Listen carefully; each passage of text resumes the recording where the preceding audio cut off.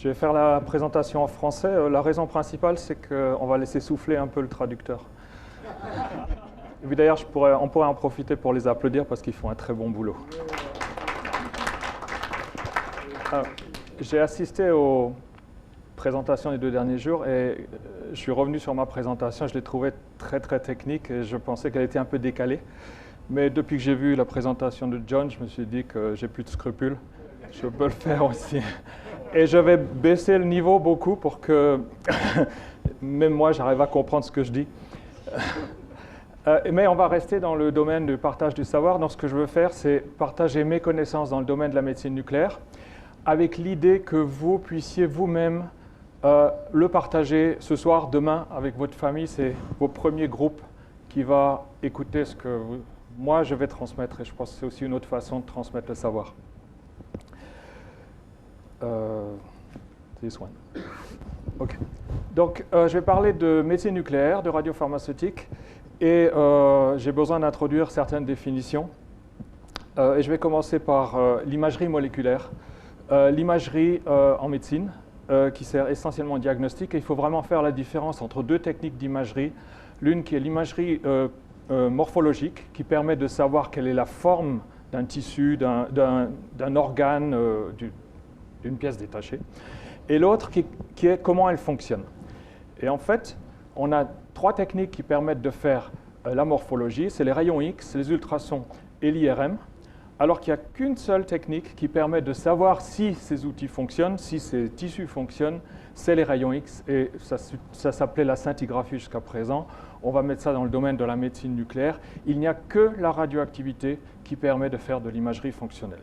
Alors, il y a bien sûr des gens qui ont essayé d'inventer le mot molecular imaging, mais dans la réalité, même si on fait de l'imagerie moléculaire avec des outils d'IRM, on doit utiliser des produits de contraste qui sont à des concentrations 100 000 fois supérieures à celles qu'on utilise en radioactivité. Et puis, un deuxième avantage, c'est que quand on a un produit radioactif, on peut le transformer très rapidement en un produit radioactif de diagnostic.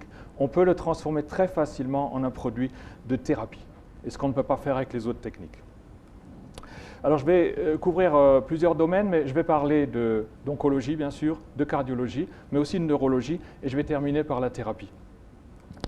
Alors, ça, on va commencer par la technique d'imagerie, et je suis obligé de vous montrer quelque chose que tout le monde connaît. Tout le monde a passé un rayon X pulmonaire, et s'est toujours retrouvé avec sa plaque argentique. Bon, c'est le passé, ça. C'est le passé, parce qu'aujourd'hui, vous avez toujours ces mêmes images, mais elles sont numériques. Et en fait, dans les 10 dernières années, on a complètement oublié qu'on a passé plusieurs révolutions technologiques. Et ces révolutions technologiques ont été intégrées dans la médecine nucléaire, mais aussi dans l'imagerie. Et la première révolution technologique, c'est que ces images-là, aujourd'hui, elles ressemblent à ça. Et ça, ce n'est pas une vision d'artiste, c'est vraiment ce qu'un outil, un ordinateur est capable de faire. Et on n'était pas capable de faire ça avant l'an 2000, parce que tous les petits ordinateurs que vous avez sur vos tables, on oublie très rapidement qu'ils n'étaient pas aussi puissants en l'an 2000, et qu'on a gagné dans les 10 dernières années une telle puissance que même si on avait les outils ou le signal qui permettait d'avoir avec la tomographie, donc la séparation en tranches de toutes ces images et l'accumulation de ces images, on était incapable de transformer ça en image 3D. Et l'image 3D, donc ici ce que vous voyez, c'est l'outil informatique qui a été capable de reconnaître lui-même les tissus mous, des os. C'est vraiment l'informatique qui fait ce travail. Ce n'est pas un artiste qui va mettre le bleu sur les veines. Voilà, c'est l'informatique. C'est une différence de densité de tissu. Mais on peut aller un cran plus loin, puisqu'on est en 3D, c'est d'utiliser ce même outil pour faire de l'imagerie 3D. Et donc là, c'est une image de cœur qui a simplement été extraite d'un rayon X. C'est un pur rayon X traduit. Et vous voyez le gris sur le côté. Donc, voilà, tout ce qui est gris, ce sont finalement les tranches du rayon X qu'on a superposées. Mais après, on s'est amusé à les ressortir la partie du cœur en disant à l'outil « faites-moi ce travail, faites-moi la différence ». Voilà, ça c'est la qualité d'image qu'on est capable de faire depuis 5 ou 6 ans, qu'on ne fait pas parce qu'on n'en a pas besoin. Mais ça avance très bien au niveau technologie, et ça c'est disponible pratiquement pour tous ceux qui ont le logiciel, un petit ordinateur comme ça, et l'appareil de rayon X. Alors, on peut aller un cran plus loin. Voilà, le même exemple sur un cerveau, où on a réussi à différencier les différents tissus, l'os, et là, il y a un petit problème, la tache rouge, c'est le petit problème qu'on essayait d'identifier. Mais tout ça, c'est une retombée des jeux vidéo. Donc, quand vous rentrez ce soir, vous allez donner un gros bisou à vos enfants, aux petits-enfants, vous dites « continue à jouer aux jeux vidéo ». C'est grâce à toi qu'on a eu ces outils, parce que jamais personne n'aurait mis l'argent pour développer des outils de ce type-là uniquement pour la médecine. C'est une retombée des jeux vidéo. Bon, la radioactivité pour le diagnostic, on part de la médecine nucléaire. Et alors, vraiment, la différence entre ce que Manjit a dit tout à l'heure, où elle parlait de radioactivité externe et de rayonnement externe, moi, je ne vais parler que de produits radioactifs qui sont distribués dans le corps, qui sont injectés. Donc, on va injecter un produit radioactif et on va voir ce qu'il va faire. Et alors, le principe est très simple. Ça va être tellement simple que vous pouvez le faire chez vous dans votre garage. Pour ça, chaque pathologie, on peut reconnaître un récepteur, une unité qui définit quelque chose de spécifique à la maladie. Pour chaque récepteur dans le corps, il y a un biomarqueur qu'on va appeler ici un ligand qui va s'attacher spécifiquement à ça. Et nous, on a de notre côté des radioéléments, des radioisotopes. Et le but de la molécule radioactive, c'est simplement de combiner tout ça et de dire, si j'arrive à mettre mon produit radioactif sur mon vecteur, ce vecteur va continuer à aller sur l'objet que je veux voir. Et s'il ne va que sur cet objet, sur cette tissue, sur cette cellule, je vais avoir un produit qui va être spécifique. La première application, c'est la thyroïde l'iode. L'iode va spécifiquement dans la thyroïde. Et suivant le type de maladie qu'on a, on va avoir des images différentes. Vous allez voir à gauche une thyroïde normale.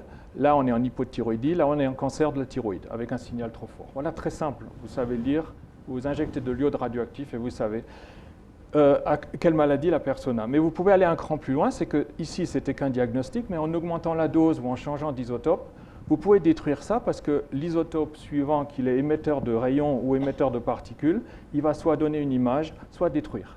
Et donc, la plupart des traitements de cancer de thyroïde se fait avec de l'iode radioactif aujourd'hui. Les applications cardiovasculaires ont été les premières qui ont été très développées. Sur un schéma très simple ici, vous voyez que quand on prend les coupes du cœur, et c'est en fait ce qu'on fait, je vous parlais d'image 3D, le cœur, on va faire une image par devant, sur le côté et par le haut. On va avoir 3 coupes différentes du cœur. Et en réalité, ce qu'on va voir en injectant un produit radioactif, on va voir la distribution de ce produit radioactif sur le tissu, sur le muscle. Et cette forme-là, on va la retrouver en signal sous forme de tor. Cette forme-là, on va la retrouver ici sous forme de U. Et cette forme-là, on va également la retrouver sous forme de U. Et forcément, vous allez me dire que dès qu'on voit un défaut sur ce U ou sur ce tor, on sait que le cœur a un problème. Donc, on a simplement un petit problème, c'est que ce type d'image, il faut à peu près 10 minutes pour l'avoir. Aujourd'hui, 10 minutes, c'était 3/4 d'heure il y a 10 ans. Et donc, le cœur bouge. Et donc, ce tor, ça va tout être flou. Donc, on a inventé une nouvelle technologie qui s'appelle en anglais gated, où on va prendre l'image pendant une fraction de seconde par rapport au battement. On va accumuler ce signal. On va faire la même chose entre 15 et 30 fois. Et après, on regroupe toutes ces images au bout de 10 minutes et ça devient un dessin animé. Et voilà le dessin animé du cœur qui est en train de battre. Voilà. Et donc, on va retrouver le tor, les U, tout fonctionne bien. On fait la même image avant, au repos ou après un stress test, c'est-à-dire on pédale ou on est on court. Et on regarde s'il y a une différence. Mais ça permet au cardiologue de dire vous avez une ischémie, vous avez une nécrose, et il donne le traitement en fonction de ça. Le point ici qui est important, c'est que ces images-là, ce ne sont pas des cœurs humains, ce sont des cœurs de souris. Elles font 4 mm de haut, et un cœur de souris bat entre 200 et 300 fois la minute, pas 60 fois la minute. Donc, vous voyez le niveau de technologie auquel on est arrivé sur des petits objets à avoir des images aussi précises. Si on part dans le domaine du cancer, moi je pourrais vous donner un nombre important d'exemples, mais le produit le plus important, c'est quand même le FDG, qui a fait, quand je parlais de révolution, la première c'était la technologie avec les ordinateurs, la deuxième c'est l'apparition de cette molécule grande échelle, c'est du glucose. qui est marqué avec un radioélément qui est le fluor. Le fluor a la particularité d'avoir une demi-vie de 2 heures. Toutes les 2 heures, on perd la moitié. Donc ça veut dire qu'il faut l'utiliser très vite. On le fabrique, on le transporte et on l'injecte. Et en général, il faut que le centre de production soit à moins de 4 ou 5 heures de l'endroit où on va injecter le patient. Et le principe est très simple, c'est que toutes les cellules consomment du glucose, mais il y a certaines cellules qui en consomment plus que d'autres. Le cerveau, parce qu'on n'arrive pas à faire arrêter de fonctionner un cerveau. Le cœur, c'est le muscle qui travaille, mais quand la personne est au repos, les muscles ne vont pas travailler.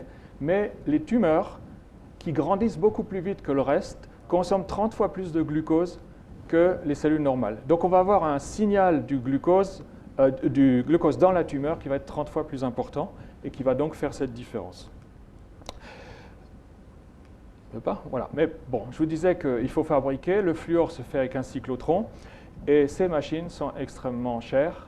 On n'en met pas partout. Et actuellement, quand même, il y a un réseau qui s'est créé. Et ça, c'est vraiment ce qui a commencé en l'an 2000.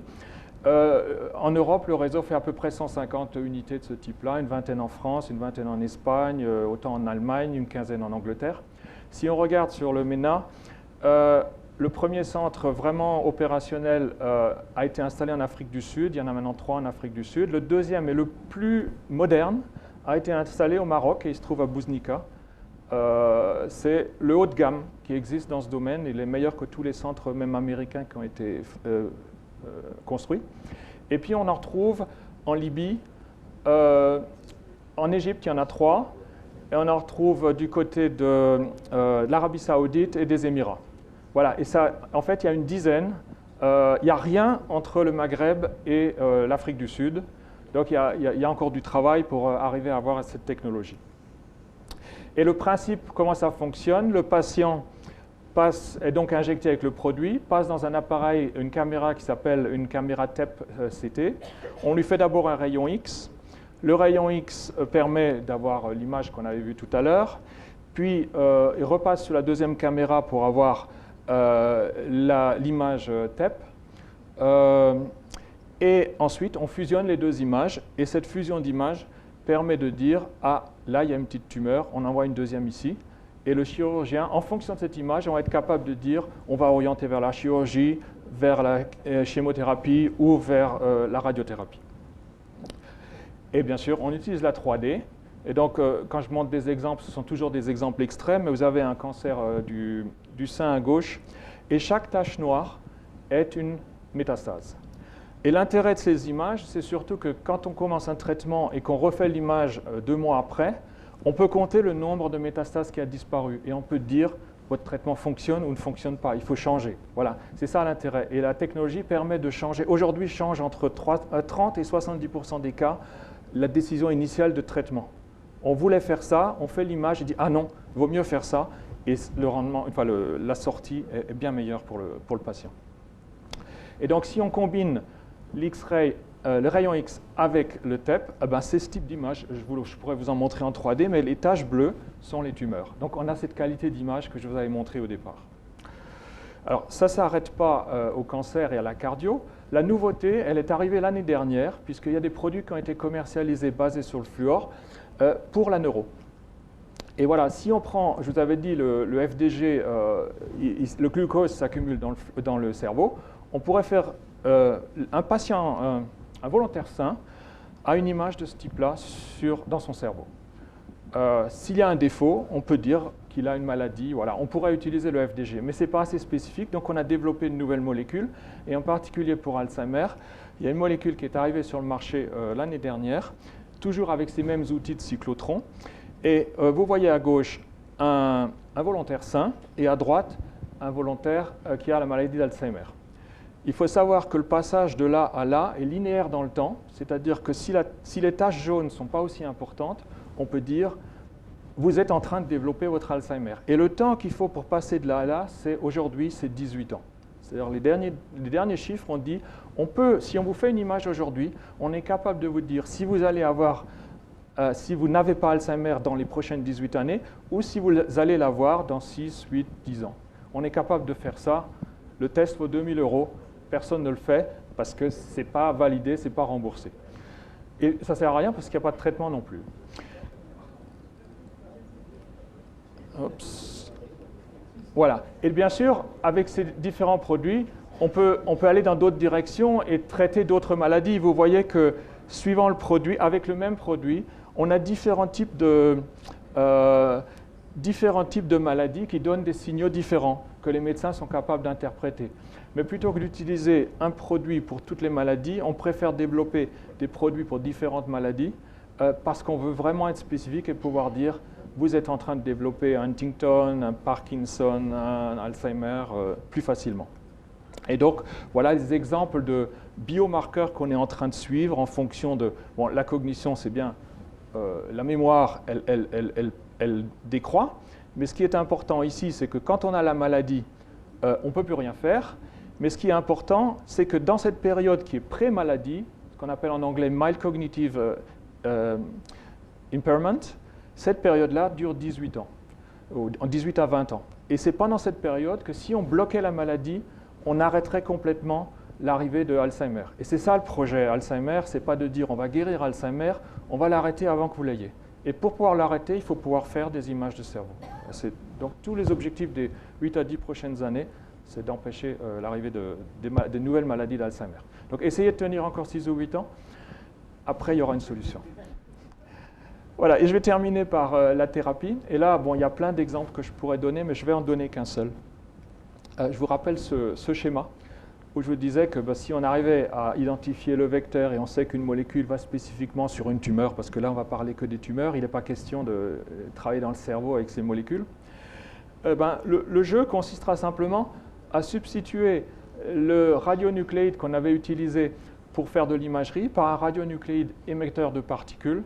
Là, on va utiliser du lutetium-177, d'holmium-166, de l'yttrium-90, donc des radionucléides beaucoup plus lourds, émetteurs bêta. Les alphas commencent à arriver avec du radium-225. Et donc, cette molécule va arriver directement dans la tumeur et la détruire. Et je terminerai sur cette série d'images pour vous donner simplement un exemple d'un produit qui fonctionne vraiment. Ce patient-là a un cancer du pancréas d'origine neuroendocrinienne. Quand on lui a fait la première image, on a pris un produit qui s'appelle la somatostatine qu'on a marqué avec du gallium-68 qui a permis de faire ce type d'image. Et on lui a dit, vous avez 6 mois d'espérance de vie. Voilà. Mais on peut vous traiter, et donc on a fait un traitement avec la même molécule qui a donné cette image, mais on l'a traité avec cette molécule où on a remplacé le gallium par de l'yttrium-90. Et on lui a donné 3 doses. 3 doses à 1 mois d'intervalle. Et voilà, 1 an après, alors qu'il devait être mort depuis 6 mois, la tumeur a régressé énormément. Mais les médecins n'étaient pas contents. Parce qu'ils ont dit, ça va continuer à grandir. Si on arrête maintenant, ça va continuer à grandir. Et ils se sont dit, peut-être qu'en substituant l'yttrium par du lutécium, parce que les énergies sont différentes, on va avoir un meilleur résultat. Eh bien, 4 années après, il n'y a toujours rien. La personne est guérie. Et pour le moment, il y a 3000 personnes qui ont été traitées avec ce produit. Seulement dans 3 endroits, qui sont Bâle, Rotterdam et Bad Berka, parce que ce produit n'a pas d'autorisation de mise sur le marché. Et c'est là que je reviens en fait sur la possibilité, justement, on parlait d'Afrique ou de technologie. Autant le diagnostic est extrêmement cher, parce que ce sont des tests qui sont à 1 000 €, 1 500 €. La thérapie avec ces produits-là, c'est d'abord qu'une seule injection, il n'y a pas d'effet secondaire, et les prix sont moitié à 1/3 d'un traitement de chimio. En plus, ils sont efficaces. Et il y a toute une série de produits qui n'ont jamais été développés parce que l'industrie pharmaceutique, parce que ce n'est pas rentable, n'a jamais développé et sont passés dans le domaine public. Donc, moi, j'ai créé une fondation pour promouvoir cette technologie et simplement faire de la publicité là autour. Si vous voulez en savoir plus, quelles sont les indications, quels sont les produits en développement, la liste se trouve sur ce site. Je vous conseille simplement de regarder ce qui se passe, mais ça progresse énormément parce que la 3e révolution dont je parlais au début, elle est là-dedans. Il y a de nouvelles molécules qui vont arriver dans les 3 prochaines années, un traitement des lymphomes qui est déjà commercialisé, un traitement des cancers de la prostate et les non-hodgkiniens aussi. Donc ça, c'est en train de venir et c'est vraiment le futur de la médecine nucléaire. Et moi, je vous remercie pour votre attention.